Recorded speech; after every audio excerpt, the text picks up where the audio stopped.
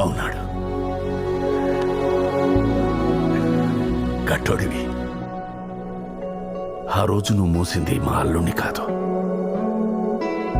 ఈ ఇల్లు, ఆ ఏఆర్కే కంపెనీ, మా ఆశలు అన్నీ. మా మనవరాల దగ్గరే కదా నువ్వు పనిచేసేది? అవును సార్. ఇస్తోందా? ఎంత? 25 అన్నారు. కటింగ్లు షట్టింగ్లు ఫటింగ్లు పోగా చేతిలో ఒక 20 పెడుతున్నారు. నేను 50 ఇస్తా. వచ్చే సార్ అంటే పిల్లలకి ఒకేసారి అంత డబ్బులు ఇస్తే పాడైపోతారు సార్. ఏం మాట్లాడుతున్నావా నువ్వు? నువ్వు డబ్బులు ఇస్తే పాడు చేసినట్టు, మేమిస్తే బాగు చేసినట్టు. అది నువ్వు వచ్చేస్తాను సార్.